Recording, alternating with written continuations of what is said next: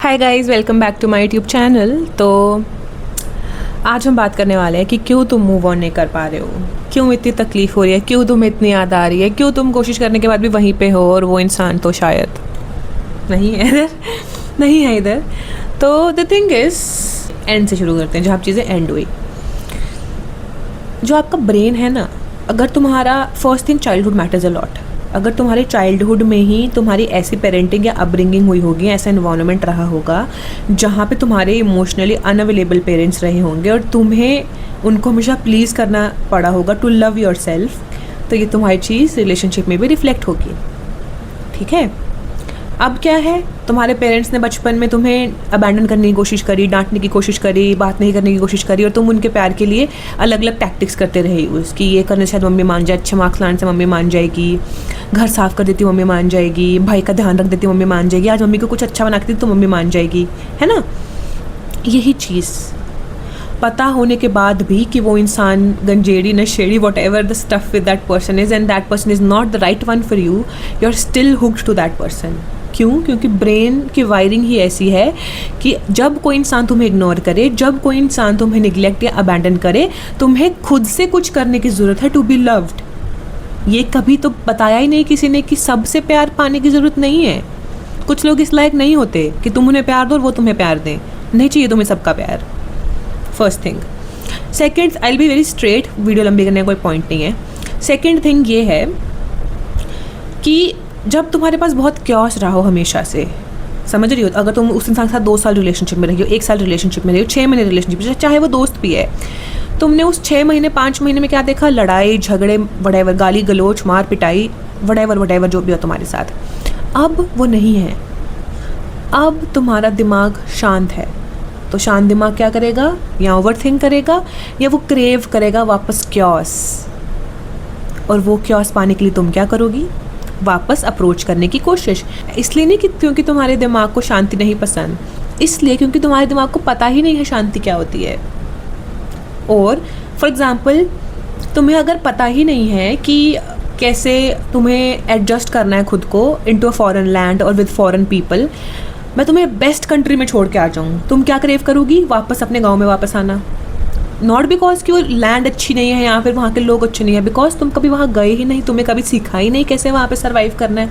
इसीलिए दीदी, आप इसलिए मूव ऑन नहीं कर पा रहे। कोई आप उनसे अपने जान से ज़्यादा प्यार नहीं करते हो, नहीं करते, ना ही वो आपसे जान से ज़्यादा प्यार करता है।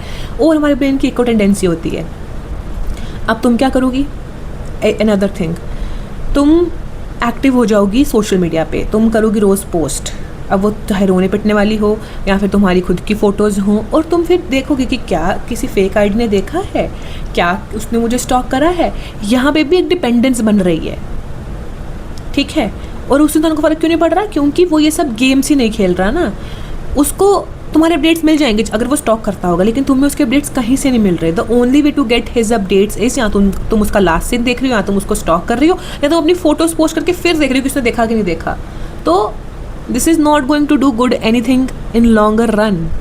ये भी तुम एक डिपेंडेंस ही बना रही हो उस पर कि कहीं से अपडेट्स नहीं, चलो मैं यहाँ से अपडेट दे देती हूँ। तुम मेंटली और स्पिरिचुअली उस इंसान पे हुक्ड हो।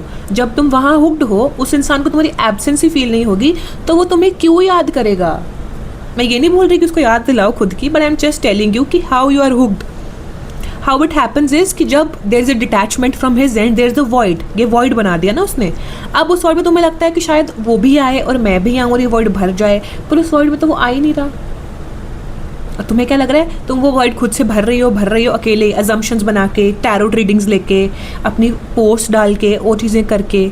तो तुम्हें लगता है कि अच्छा एक दिन वो आएगा और वो भी ये वॉइड भरेगा। वो नहीं भरेगा, तुम इस वॉइड में अकेले ही रह जाओगी एक दिन, और सिर्फ तुम्हारे पास बचेगा वही वॉइड। इसलिए समझे? और एक और चीज़ मैं बताऊं, तुम उसको मैनिफेस्ट करने लग जाती हो।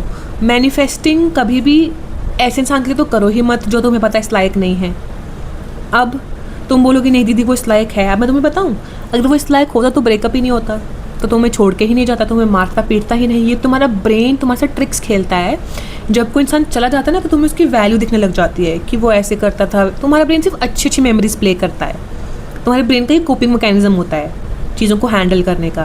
पर इसका मतलब ये नहीं कि तुम्हारे पास सिर्फ अच्छी मेमोरीज़ हैं। तुम्हारा ब्रेन सप्रेस करेगा गंदी मेमोरीज को, और तुम इतना डरती हो उन डेप्थ्स में जाने के लिए, उन गंदी मेमोरीज को एक्सप्लोर करने के लिए, कि तुम सरफेस पे रहती हो अच्छी अच्छी मेमोरीज के साथ। एक बार बैठो तो सही, अपने दिमाग से बात तो करो, पूछो तो सही कि किसने भी क्या क्या तुम्हारे साथ बुरा किया है। फिर तुम्हें समझ में आएगा कि वो कितना बुरा इंसान था, और क्यों तुमने उसको छोड़ा है, उसने तुम्हें छोड़ा है, क्यों तुम्हारी लड़ाई झगड़े हुए। ताली एक हाथ से नहीं बजती, सिर्फ तुम बुरी नहीं थी। ये अपने दिमाग से निकाल दो, शायद मैं ये कर देती, काश मैं चुप रहती, काश मैं वो करती। नहीं, तुम कुछ भी करती यही रिजल्ट होता, क्योंकि something fundamentally is wrong hair.